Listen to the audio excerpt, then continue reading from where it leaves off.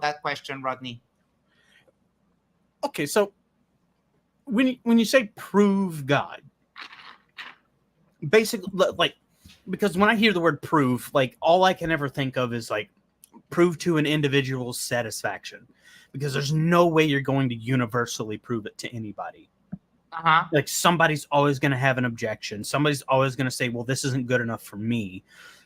Unless there's like a physical place where you can go and physically meet with this God, I don't think you're ever going to actually like prove it, like definitively. But I think like the idea of like colloquially proving a God, um, you need some kind of like something substantive. People need to be able to relate to what you're saying. They need to be able to feel what you're saying. They need to be able to like come to it in a way that's human, like something on their level. And they need to be able to like, I don't know. I want to say interact with it, but like that'll mean something different to other people. Like Mm-hmm. prayer could mean interacting with it. But to me, that isn't good enough. Prayer isn't something that I consider substantive. Like if I want to interact with it, I want to be able to like physically interact with it. I want to be Okay, able to but see it, sorry, I don't But want to interrupt. I don't no, know if no, this no, is yeah, go open ahead, go ahead, go dialogue, ahead. but you keep saying the word physical, and as I understand God, it's a spiritual thing. It transcends the corporal reality. Why, like if Exactly. it's a physical Yes, interaction, then it must not be God, at least and that's according to valid. my That's definition. valid. The reason I say physical, and I acknowledge that is valid. Um, I I say physical because like God was able to manifest Himself physically to Abraham, according to biblical texts. So Mm-hmm. that should be something that He could do for anybody and everybody. If it could happen for one person, it should be able and necessarily needs to be able to happen to everybody. If God wants to be worshipped by everybody, then He should be willing to do that for everybody. If I say, hey, God, if you want worship from me, which you say you do in your book, if you want worship from me, show me your real physically, and you will have that worship. It makes sense to me. And of course, that anybody can just hand wave that away saying, well, it doesn't have to make sense to you.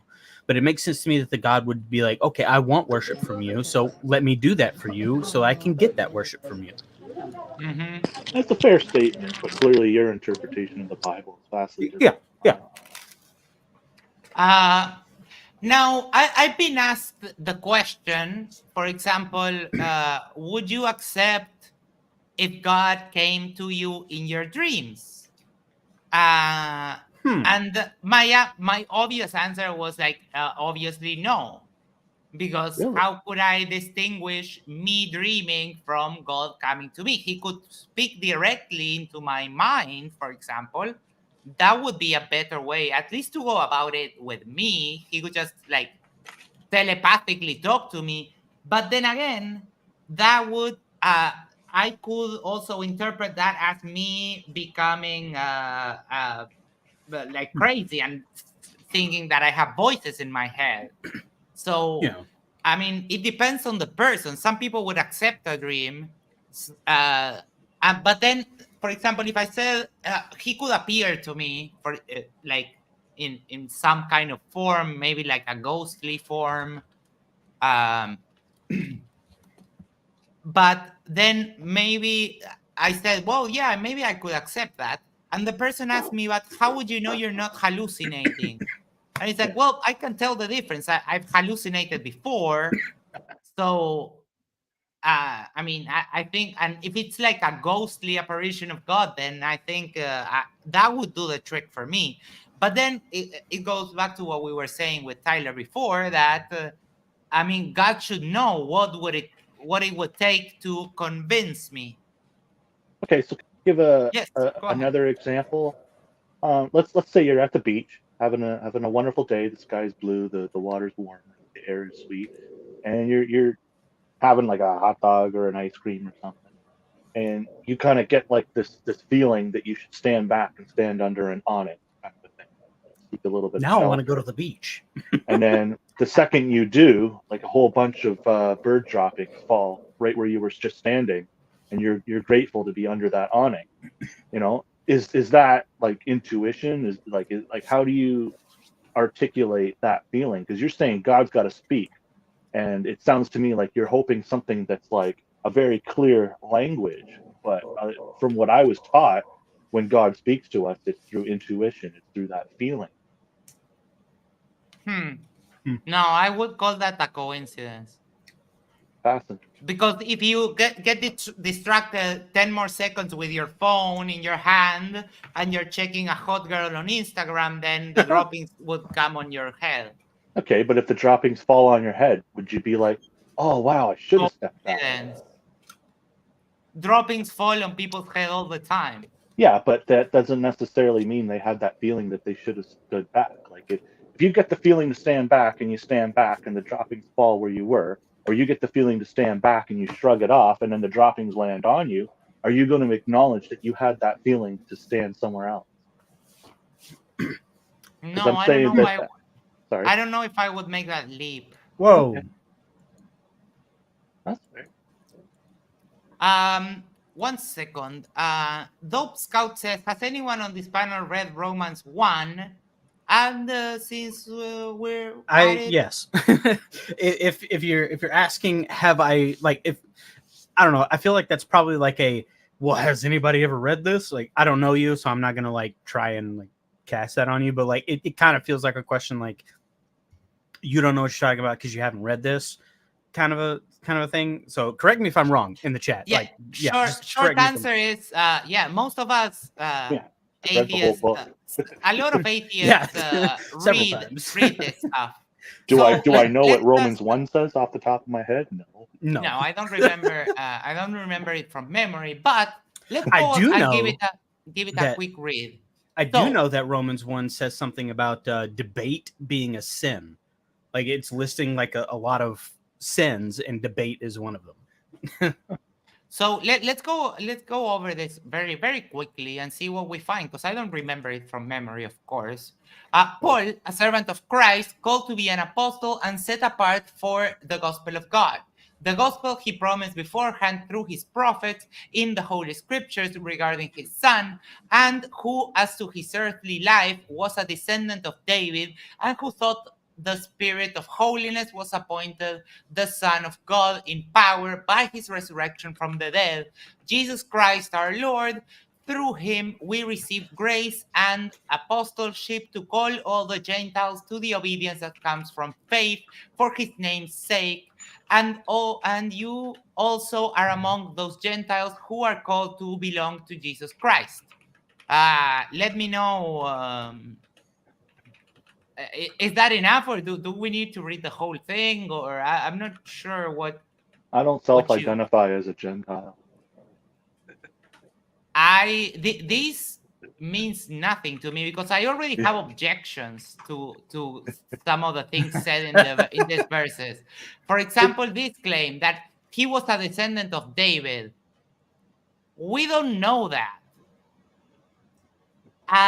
On the Gospels, as far as I know, we have 2 genealogies for Jesus. Both of them are of Joseph. And Joseph wasn't Jesus's father. He wasn't related to Joseph. He was adopted by Joseph. Yeah. But the problem is, like, you might accept this on an ancient Hebrew framework, that he was adopted, so he became part of the lineage of David. But okay, on the modern sense, it doesn't work because they're not related by blood. But the problem is that those 2 genealogies, if you put them side by side, they don't match.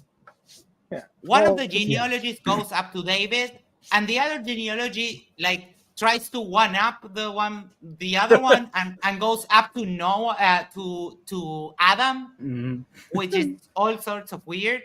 But they don't match up. They're clearly either looking at different source material or When or you something say else. Adam, sorry. Yeah, go ahead. When you say Adam, do you mean descended from Seth or descended from Abel? Or no, descended from from- Cain. Abel didn't I have kids. I 'Cause don't think that's remember. important. But yeah, it goes all the way to Adam, one of the genealogies, and we can do maybe an episode some other time looking at those things. But Doge came back and said, verse 18 forward. So I'm going to read here 18. The wrath of God is being revealed from heaven against all the godlessness and wickedness of people who suppress the truth by their wickedness. Since that may be known about God is plain to them, because God has made it plain to them. For since the creation of the world, God's invisible qualities, his eternal power and divine nature, have been clearly seen, being understood from what has been made, so that people are without excuse. Can I push back against that? Yes. Okay, so to suppress the truth by their wickedness, to me, that means that critical thinking is a good thing because the truth should prevail through scrutiny. But if somebody's saying you can't question this and you just have to accept it, personally, I would say that that was wicked because there's no critical thought. There's no dissemination of what is and isn't. Uh-huh. Like I find that suppression of debate and that suppression of back and forth exchange, not allowing somebody to even just for the sake of argument, as we say, play devil's advocate, play for the other side. I feel like that is so like it's so strange because I do believe in God, but every time I read the Bible, I'm like, man, I remember why I became an atheist. Rodney, what do you think about this? Well, as a whole, like, I mean, frankly, I don't think that I don't think that like putting sinful humanity on everybody just because of one man, Adam, sinning and bringing it into the world is even fair. So like I guess the whole concept, like the title, the headline of the section, God's wrath against sinful humanity. I don't know. I think it's dubious at best. The fact that one person did wrong and now like everybody gets punished for it. That, I mean, Geneva Convention comes to mind, honestly. Mm-hmm. But no, I don't think it's I don't think it's valid, frankly. There's something interesting in the following verse. 21 says, "For although they knew God, they neither glorified him as God nor gave thanks to him, but their thinking became futile and their foolish hearts were darkened. Mm-hmm. Although they claimed to be wise, they became fools and exchanged to the glory of the immortal God for images made to look like a mortal human being and birds and animals and reptiles." I like that one. That sounds like it's almost exclusively directed at the Egyptians, doesn't it? I don't know. Because like a lot of their gods have like bird heads and animal heads and reptile heads. Not exclusively. No, that's that's why I say a lot of them have. It says immortal God for images that look like a mortal human being. So technically, anybody who personifies God as a person, technically, you could make an argument that that's directed towards Christians, saying that Jesus is God falls under a violation of that particular. Yeah, but then again, this is Paul writing, right? So, I forget where, but I think there's like 3 instances. I could be wrong about that. I'd have to look back at it, but I think there's 3 instances where Paul directly contradicts something Jesus has said. Again, I'd have to look back and try and find that again. And we would have to look at what the scholarship, because there's like 13 of those letters are attributed to Paul, but I think only 6 or 7 are actually from Paul, agreed by scholars. So we will also have to check on that to make sure. Well, I know that like apparently like Paul, as he got older, had like poorer and poorer vision, so he had Timothy pen the letters as he orated. I think is like one of the arguments made. But when I mean that they're attributed to Paul, it doesn't matter like if he was the one dictating or the one writing. I think that of the 13, only 6 or 7 are actually attributed to him, and the other ones, it's like the Gospels. We don't really know who wrote those. Yeah. And that is the scholarly opinion that I've gathered. I haven't looked into Mhm. this in a while, but that's what I gather.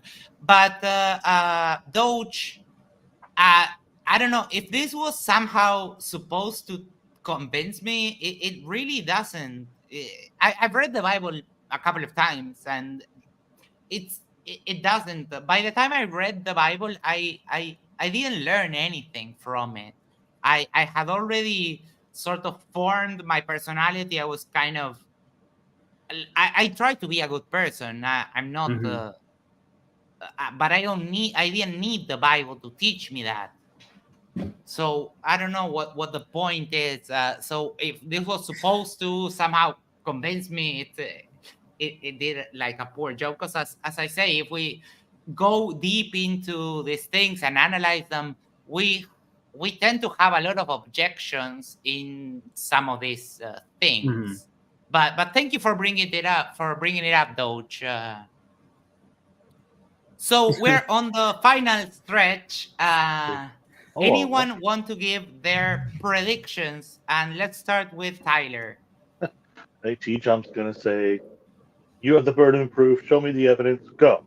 No, no, no. Shut up. Okay, I told you. Show me the evidence. You have the burden of proof. What is the proof of God? No, no, no. Shut up. Give me the proof. Show me the. I think he's gonna do that old game again. I've seen him do it a lot. It's entertaining, but I'd like to see what the other side presents because this Uh, idea that there are records of Pontius Pilate crucifying Jesus. I mean, it shows that there was a feller named Yeshua who was crucified for the things that the Bible said he was crucified for, but I don't see how proof of Jesus is proof of God. Us sends us a message. The Bible itself doesn't teach what is good or evil. From what I have seen, from what I have ever seen, 10 Commandments don't even do that for me. You're right. And Tyler, he also says for you, no, T-Jump won't do that. Okay. But there's a high chance. The last debates were like that. So, Maybe it's a Rodney, sarcastic. yeah, maybe. Hi, Oz. I Love you, buddy. I don't really know either person's position all that well. Either T Jump or Bryce. I have an idea, but I can say what I hope the debate brings is that like somebody tries to be more pragmatic about what would qualify as proof of God. Mhm.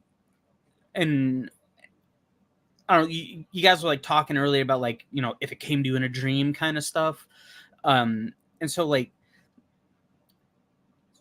qualifying that, like giving it some kind of like concrete variability to it would seem to me more like a better proof, like something that would be better suited to prove to me kind of thing. And I guess kind of like address what Oz said.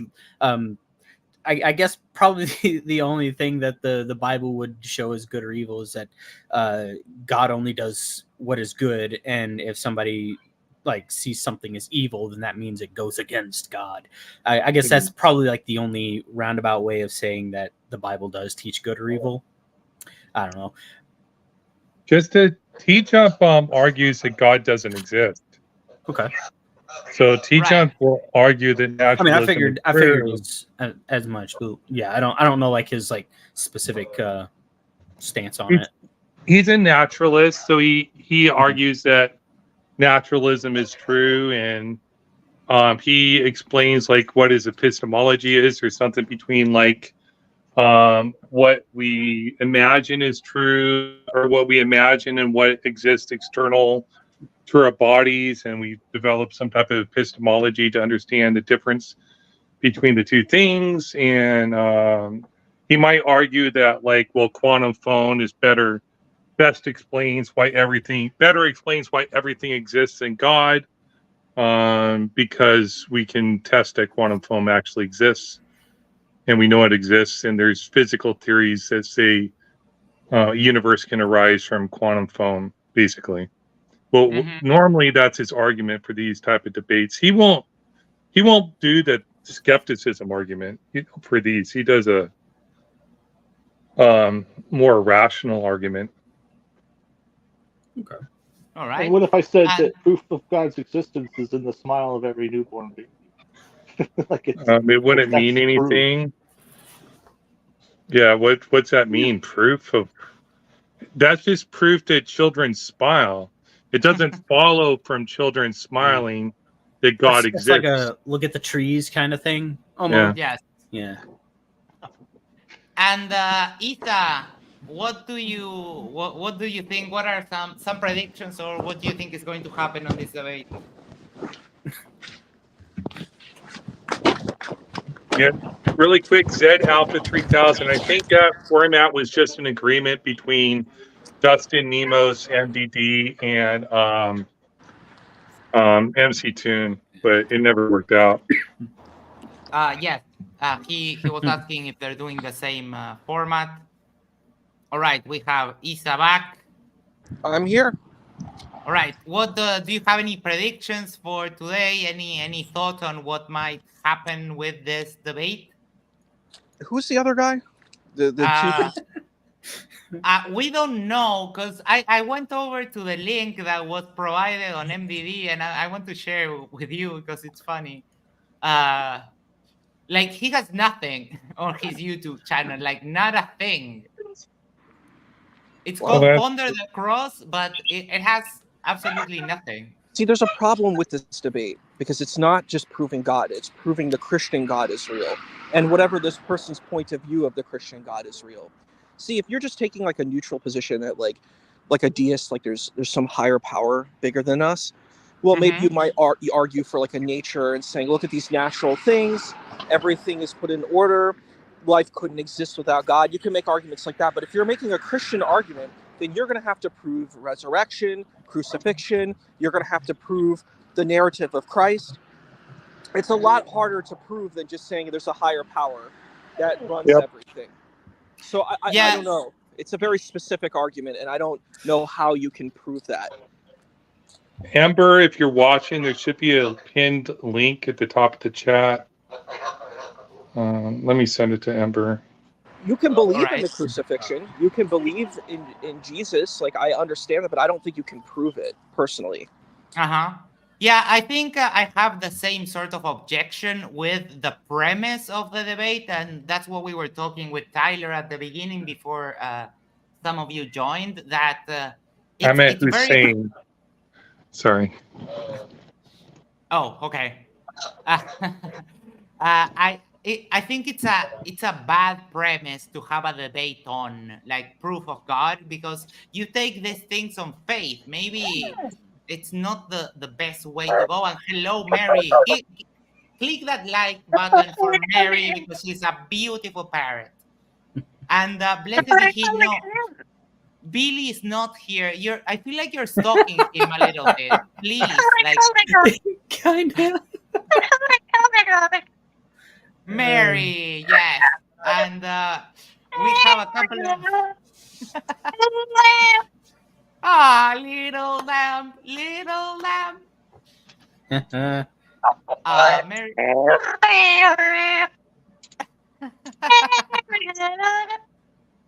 Oh, she's so cute. Hello, Mary. And she dances. Yes. Good voice. Oh man. That is cool. And we have Hussein with us. Hello. I think his camera's so- frozen. Or no, it's not frozen. Yeah. Oh, there No, he is. There he is. Okay, okay. okay. So Professor Phil Bell says, us and matters now, just as I propose that ether needs to be defined in order to test its existence, the same things should be required of a God, test the consequences of God and not God. But that's an overly scientific approach. I don't think it's a fair assessment to test God on a scientific approach. Well, I don't think that works. most people would say it would be a category error, but I think there is something to say for like intercessional prayer. If there are physical claims within the physical world that rely upon God's existence, and you should be able to test those. See, I Yeah, like to but- go back to like, because God desires worship, right? And if he desires that worship, then it stands to reason that he would give reason to be worshipped. And if some people can only be convinced by a scientific approach, then he should be able to accommodate that to acquire the worship that he desires.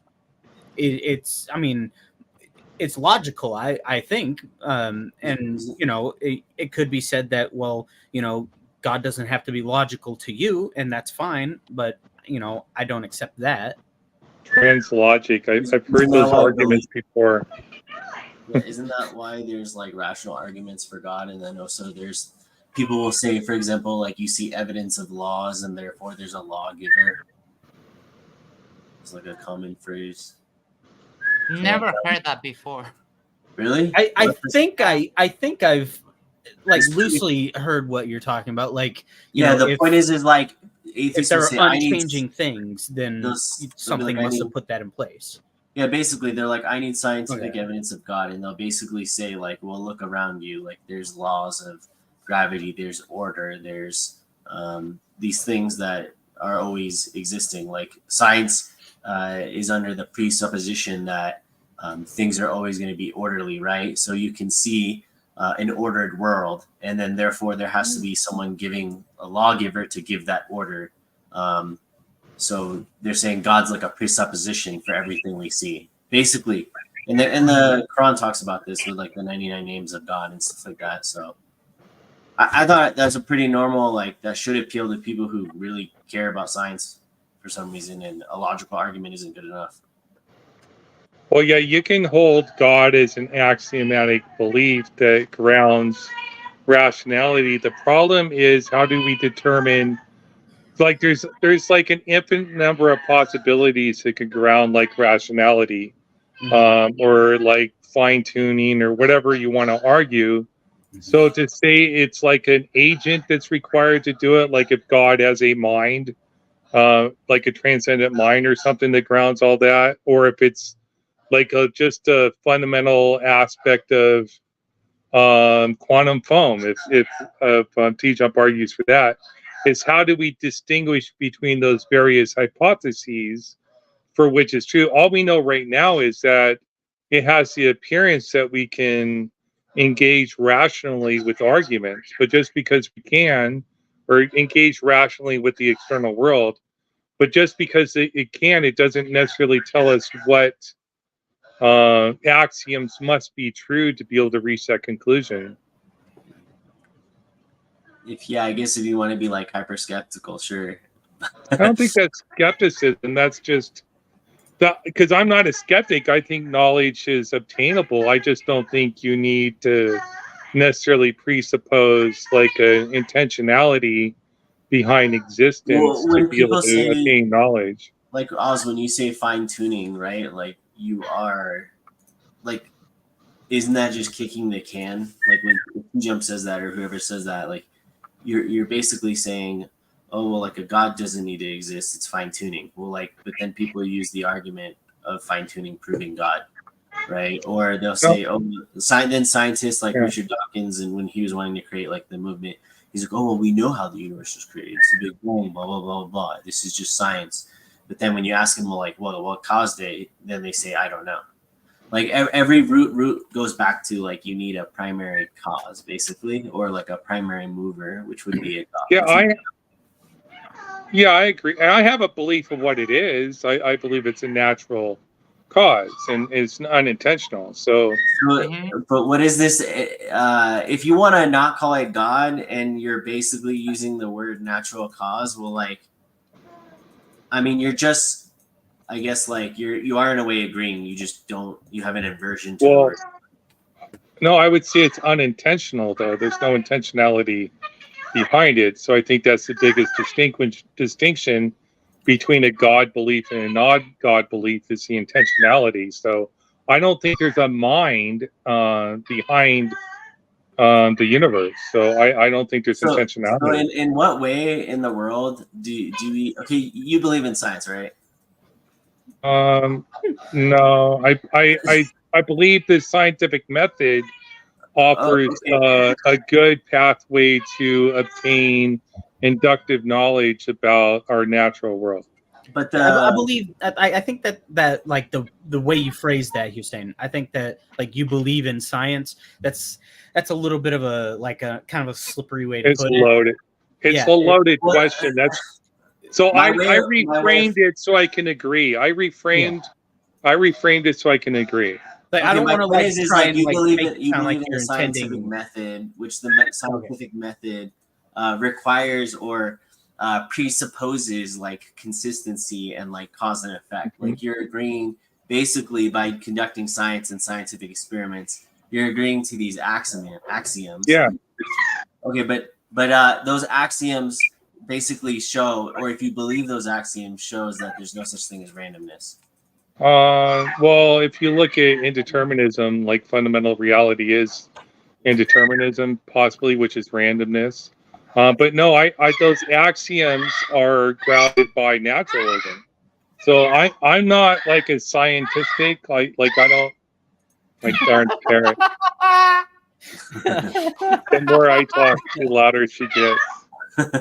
Hello. It's what you were saying was so astonishing.